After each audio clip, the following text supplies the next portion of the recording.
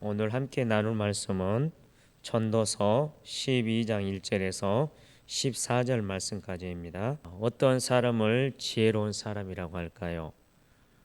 하나님께서 우리에게 주신 인생을 지혜롭게 살아가는 것이 우리에게 주어진 또 의무이면서 특권이기도 하고 그러는데요. 옛날에 전쟁에서 이기고 돌아오는 왕이나 장군의 귀에 들려주던 말이 있었습니다. 라틴어인데요.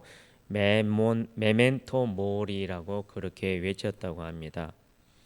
이제 막 전쟁 얘기여서 개선하는 그 가운데 용감하게 그리고 정말 자랑스럽게 개선하는 그들을 향하여서 왕이나 장군의 귀에 한 종을 통하여서 속삭였던 말이 메멘토 모리, 즉 이것은 죽음을 기억하라라고 하는 그 의미의 말입니다. 이것은 곧 어떤 것을 의미하냐면 지금의 이 영화와 부귀가 지나가고 죽음이 찾아올 테니 교만하지 말고 인생을 겸손하게 살라는 그런 의미입니다. 어떤 사람이 지혜로운 사람이냐면 인간의 죽음을 기억하고 교만하지 않게 사는 사람을 뭐냐면 이 메멘토 모리라고 하는 이 말 속에서 우리는 찾을 수 있을 것입니다. 오늘 성경에서는 어떤 사람을 지혜로운 사람이라고 할까요? 말씀을 통해서 찾아보기를 원하는데요. 오늘 본 말씀 1절에서 14절까지의 내용을 단락을 구분하면 1절에서 8절까지를 첫 단락으로 너의 창조주와 너의 죽음을 기억하라라고 하는 그렇게 할 수 있겠고요. 그다음에 두 번째로 9절에서 14절인데 하나님을 경외하라라고 이렇게 구분 지을 수 있을 것 같습니다. 오늘 본문 이전에 11장 9절부터 오늘 본장 12장 7절까지는 청년을 1차 대상으로 유한한 인생 취할 수 있는 최선의 근본 자세인 심판을 전제한 희락의 추구를 권면하고 있고요. 이 중 두 번째 문단에 해당되는 본절 이하 7절까지는 심판자가 되시는 창조자를 젊은 날에 기억해야 할 필요성을 촉구하기 위해 모든 인생이 맞이할 필연적 노쇠와 사망 과정을 상세히 열거합니다. 전도서를 마무리하며 12장으로 들어오면서 마지막 중요한 멘트를 이 전도자는 하게 되는데요. 1절 말씀 보면 너는 청년의 때에 너희 창조주를 기억하라. 즉 해 아래서 모든 것이 헛되다라고 하면서도 유일하게 가치 있는 것을 말하는데 그것이 뭐냐면 곧 창조주라는 것입니다. 그래서 유일하게 중요한 것을 아주 강력하게 외치는데 그것은 바로 너는 창조주를 기억하라는 것입니다. 그러면서 창조주를 기억해야 할 시기를 이어서 말하는데 그것이 곧 청년의 때라는 것입니다. 1절을 다시 한번 말씀드리면 너는 청년의 때에 너희 창조주를 기억하라. 곧 공고한 날이 이르기 전에 나는 아무 낙이 없다고 할 해가 가깝기 전에.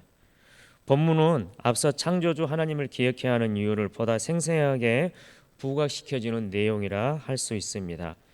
이는 청년의 때가 영구적으로 계속되거나 비교적 길거나 오래되지 않으며 도리어 덧없이 순식간에 흘러가기 때문임을 나타내고 있습니다.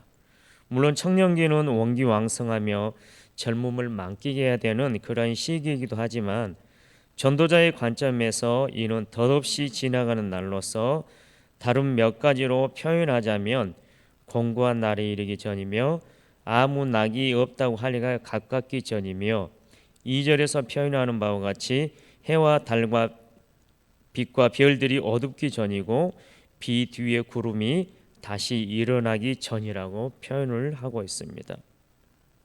전도자는 이러한 네 가지로 표현된 일들이 일어나기 전에 창조주를 기억하라는 것입니다. 곧 공고한 날이 이르기 전에 이 말은 불행하고 궁핍하며 고통스러운 삶의 상태를 나타낸 것으로 적합한 그러한 의미입니다. 즉 이것은 노년의 비탄과 불편함을 나타내는 그런 표현이라고 할 수 있습니다. 그리고 나는 아무 낙이 없다고 할 해가 가깝기 전에라고 하는 부분은 우욕적인 기쁨을, 즉 낙을 추구하던 청년의 시절을 살았던 사람이 아무 낙이 없다라고 이렇게 표현하는 것은 노년의 비탄스러움과 불편함에 더해 무기력하고 아무런 우욕조차 없는 상태를 나타내는 것이라고 볼 수가 있습니다. 그리고 세 번째로 해와 빛과 달과 별들이 어둡기 전에, 이것은 팔레스타인의 기후와 관련해서 해석할 수 있는데요. 대개 인생의 노년기는 또 겨울에 빗댈 수 있는데 팔레스타인에서는 겨울이 우기입니다.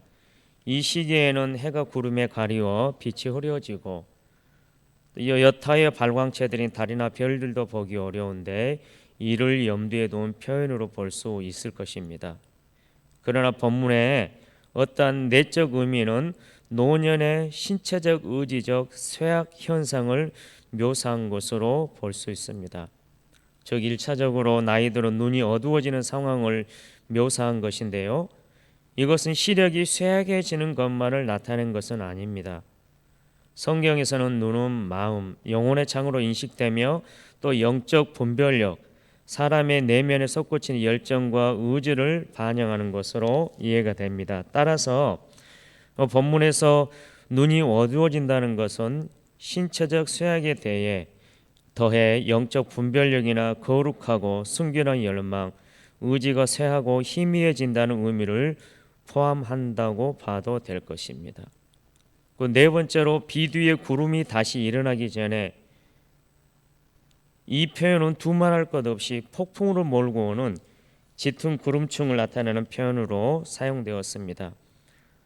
팔레스타인의 지역의 우기인 겨울에는 한번 큰 비가 내린 이후에 구름이 다시금 몰려와 지속적으로 큰 폭우를 내리는 것이 일반적 현상이라고 합니다.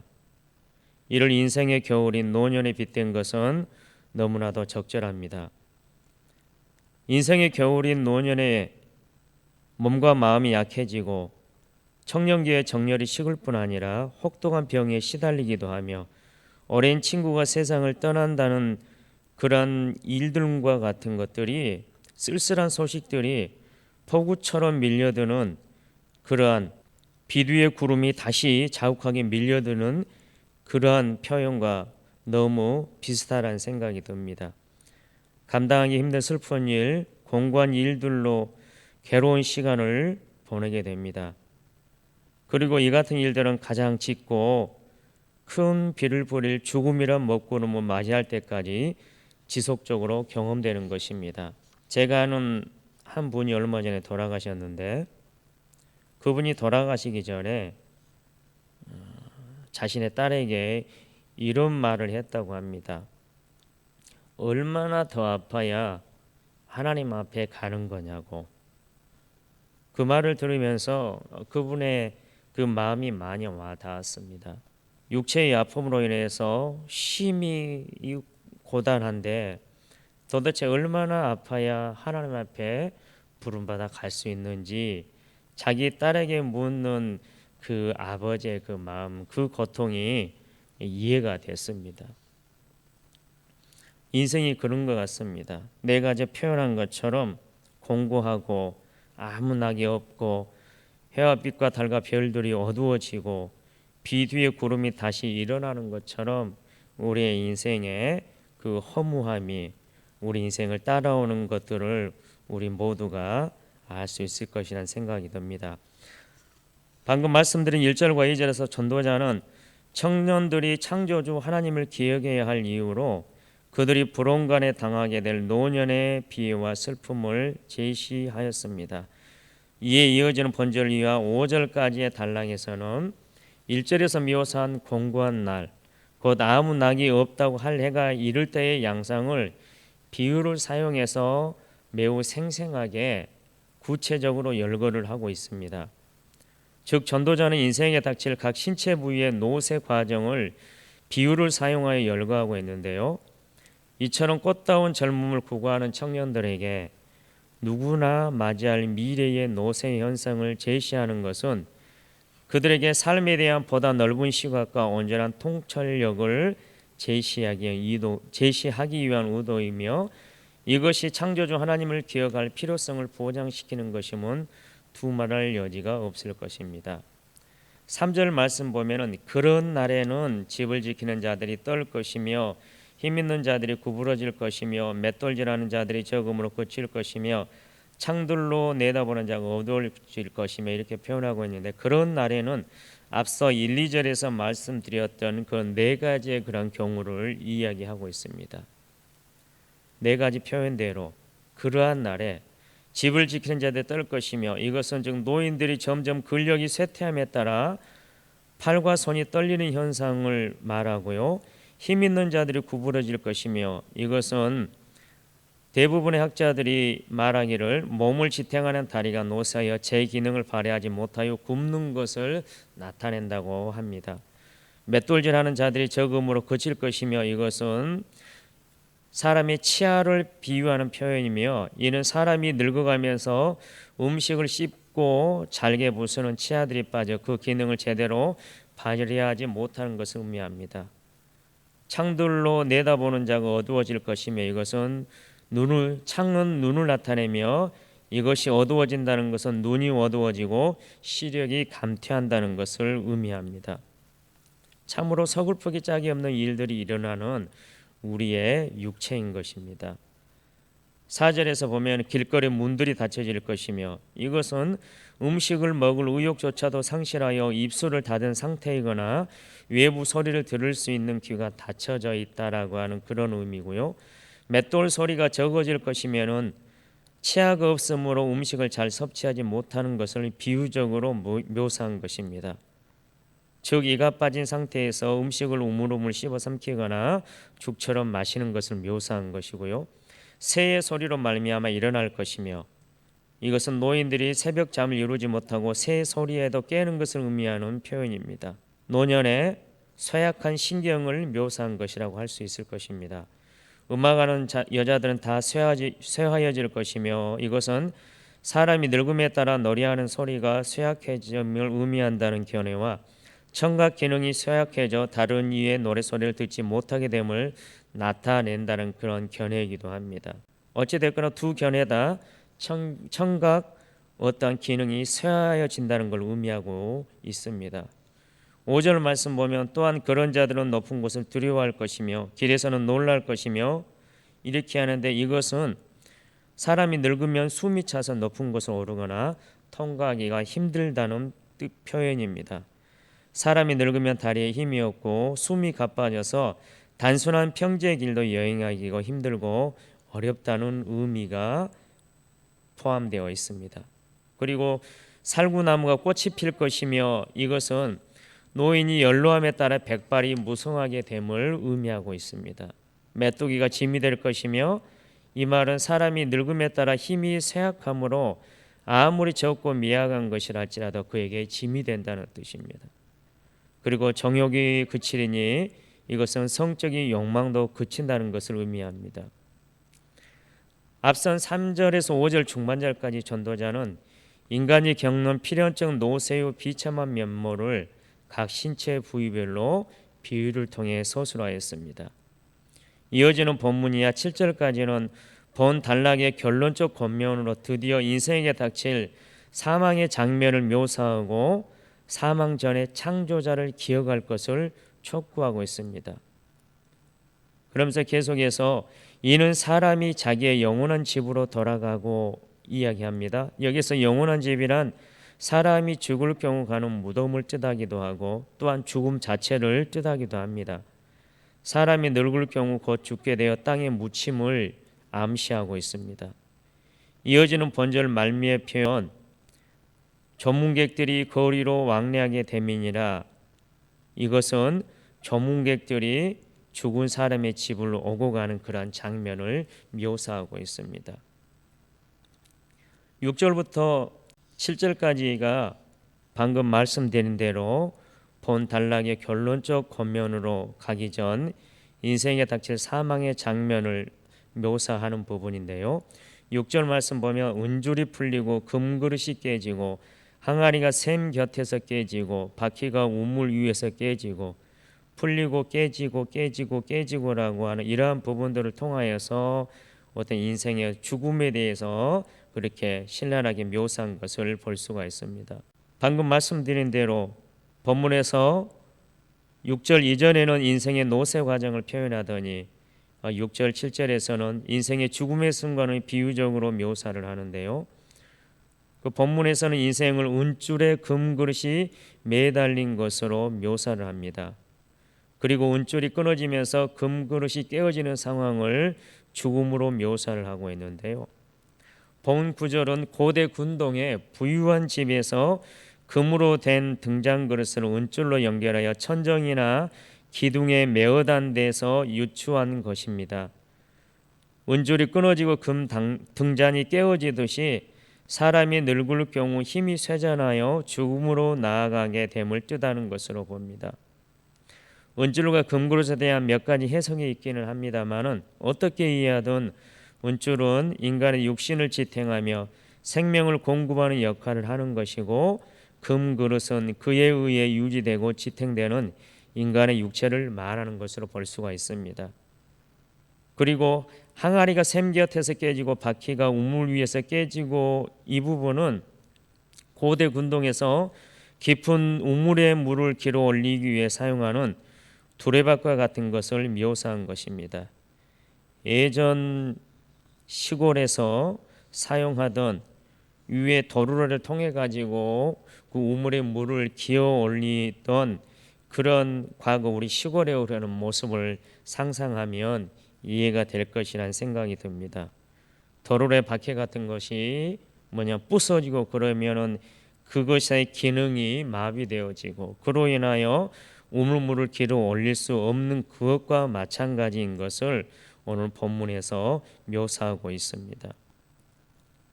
이러한 생생한 비유를 통해 전도자는 사람의 죽음을 묘사하고 있는 것입니다.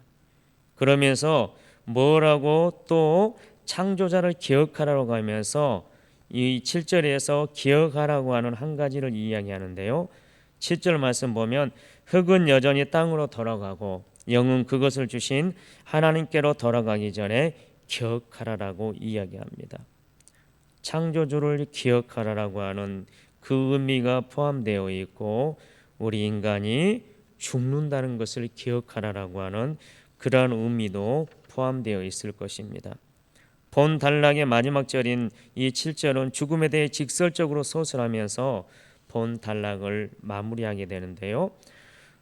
즉 흙으로 지어진 몸이 땅으로 돌아가며 그 영이 하나님께로 돌아가는 것으로 표현을 하는데 여기서 육신을 지칭하는 것으로 풀이되는 이 흙이라고 하는 단어는 먼지 티끌을 의미합니다.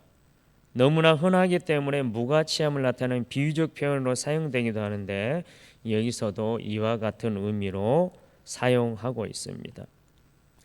사실 인간의 삶 그것이 아무리 깊은 의미를 지니고 있고 한 개인이 일생 동안 아무리 큰 쾌락과 번영을 누린다 해도 그것은 결국 흙에 돌아갈 허무하고 무의미한 것, 무가치한 것에 지나지 않다라고 하는 사실입니다.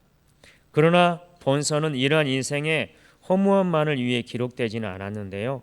본서는 이처럼 허무하고 무가치한 것으로 끝날 수도 있는 해 아래 인생의 한계를 해 위의 하나님과의 관계의 회복을 통해 극복하게 하고자 기록된 것입니다. 그래서 전도자는 죽음을 단지 흙이 땅으로 들어가는 것으로 묘사하지 않고 그 영이 하나님께 돌아가는 것으로 묘사를 합니다. 여기서 특별히 솔로몬은 하나님의 이름 중 창조자이시며 전능자이신 하나님의 면모를 부각시킬 때 사용하는 엘로힘이라고 하는 그 단어를 사용하는데요.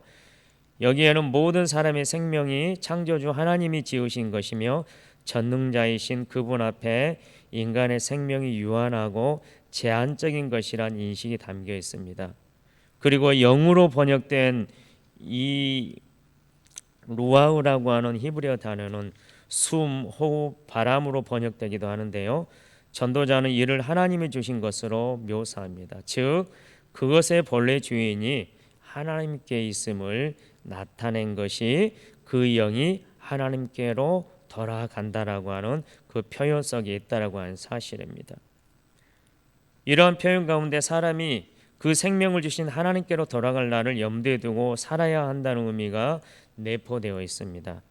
아울러 여기에는 인생의 허무와 한계를 극복할 수 있는 길, 참으로 의미 있는 삶을 살 수 있는 길은 오직 하나님과의 관계 속에서 발견할 수 있다는 의미가 담겨 있다고 할 수 있습니다.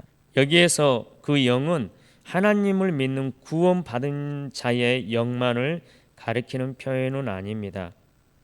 전도서의 관점에서도 선인, 악인, 지혜자, 우매자 모두를 표현하는 그 말이 이 영이라고 할 수 있는데요. 즉 모든 사람의 모든 영의 주인이 하나님이시고 그러한 자들이 모두 하나님께로 돌아가서 나중에 보면은 상급의 심판을 받든 형벌의 심판을 받든 하나님 앞에 돌아간다라고 하는 그 의미를 가지고 있는 게 영이 하나님께로 돌아간다라고 하는 그 표현 속에 있습니다. 그러면서 7절까지 이야기를 하면서 전도자는 마지막으로 8절에서 뭐라고 이야기하냐면 전도자가 그의 말을 정결하는 내용으로서 그가 처음 본서의 서두에 시작했던 말 1장 2절에 보면 모든 것이 헛되고 헛되며 헛되고 헛되니 모든 것 헛되다고 그렇게 이 전도자가 이야기했는데 7절까지 인생에 있어서 청년의 시기가 속히 지나가고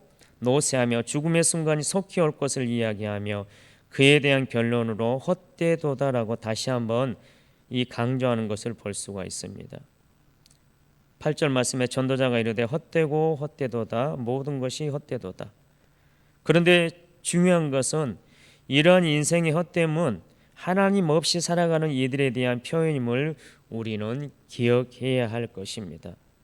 이 전도서의 말씀은 하나님 안에 있는 백성에게 주어지는 말이 아니고 하나님 없는 자가 이러한 허무한 삶을 산다라고 하는 부분을 강조하고 있는 부분이기 때문에 하나님 없이 살아가는 이들에 대한 표현이 허무함이지 하나님 안에 있는 그 인생들은 허무하지 않다라고 하는 부분이 이 전도자의 강조 사항입니다.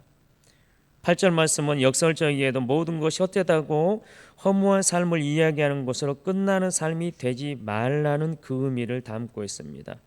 그래서 유의미한 인생을 살라는 역설적 표현과 같은 것이 8절이라고 할 수 있을 것입니다. 9절에서 14절까지의 말씀을 간략하게 말씀드리면 8절까지 이렇게 이야기하면서 9절에서 14절까지는 이 기록자가 전도자 즉 솔로몬인지 아니면 이것을 편집한 다른 사람인지 약간 의견이 분분하긴 하지만 그러나 내용적인 면에 있어서는 누가 기록하였든지 간에 달라지는 어떠한 것이 없기 때문에 기록자 편집자건 이 말씀을 계속해서 8절까지의 내용을 말했던 그 코헬렛 즉 솔로몬 전도자든 이 상관은 없을 것 같습니다. 9절 말씀에서 전도자는 지혜자이어서 여전히 백성에게 지식을 가르쳤고 또 깊이 생각하고 연구하고 자문을 많이 지었으며 9절에서는 전도자가 개인적으로 지혜자였다는 사실을 전제하고 더 나아가서 백성을 가르치는 교육자이기도 하였음을 나타내고 있습니다.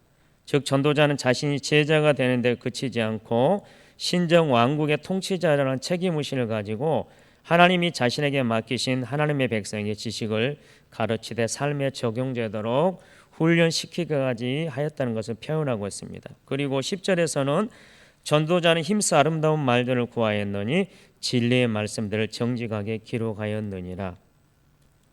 이 본문에서는 이 전도자가 지혜가 출중하였을 뿐만 아니라 또 잠언도 많이 남겼고 그 다음에 전도자의 면모가 본서에도 그대로 투영되어 있음을 밝힘으로써 본서가 지니는 권위를 강조하고 있습니다. 힘써 아름다운 말들을 구하였다. 진리의 말씀들을 정직하게 기록하였다. 이 잠언서 자체가 그렇게 권위 있는 그런 말씀이라고 하는 사실을 강조하고 있고요. 그 다음에 11절에서 지혜자의 말씀들은 찌르는 채찍들 같고 회중의 스승들의 말씀들은 잘 박힌 목 같으니 라고 하면서 자신이 지금까지 없었던 새로운 어떤 사람이 아니라 하나님 말씀을 해석하고 선포하던 지혜자들의 전통을 이어받은 자이며 자신의 가르침 역시 전통에서 벗어나지 않았다고 하는 부분들을 이야기하면서 전통에 입각한 지혜자의 말이 지닌 특질을 두 가지로 표현을 하고 있는데요. 하나는 찌르는 채찍 같다라고 하는 것입니다.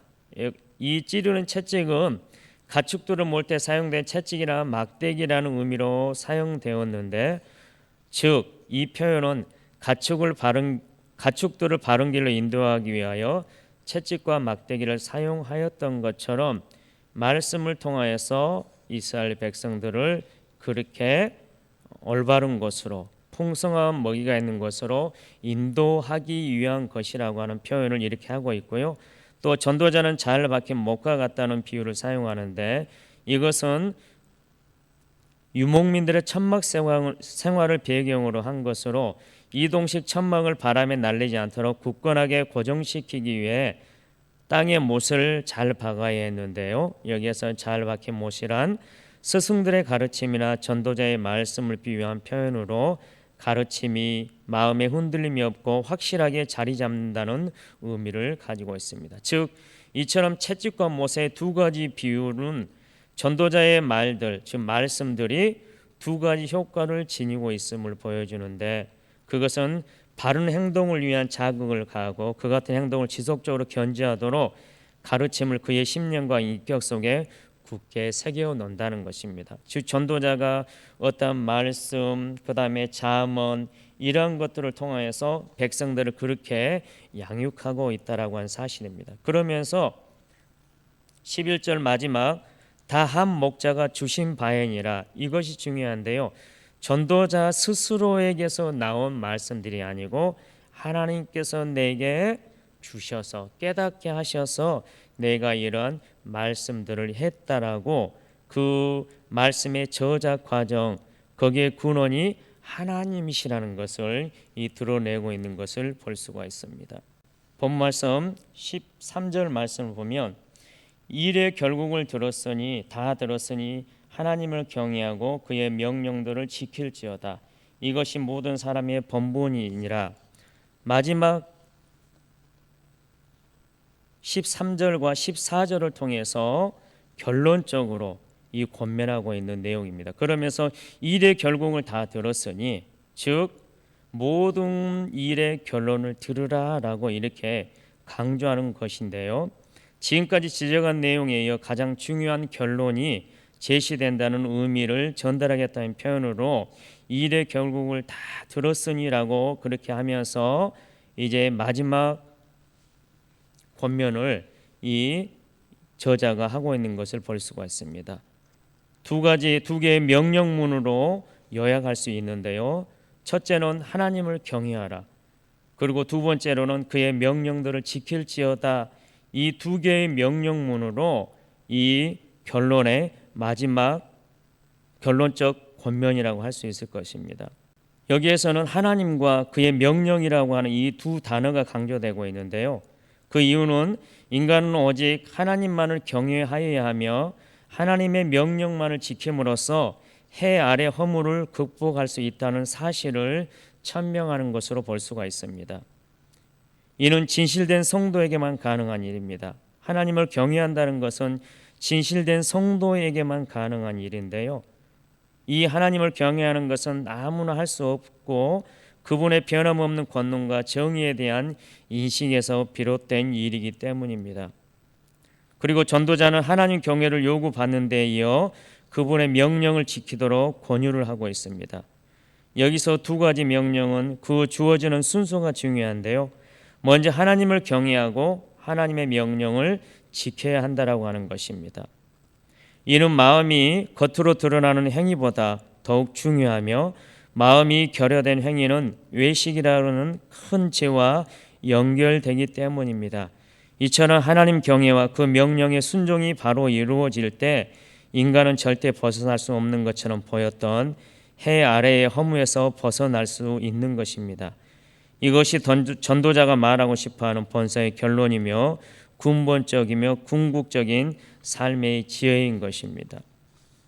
그리고 이어서 왜 하나님을 경외하고 그의 명령을 지켜야 하는지 이유를 모든 사람의 본분이기 때문이라고 말을 합니다.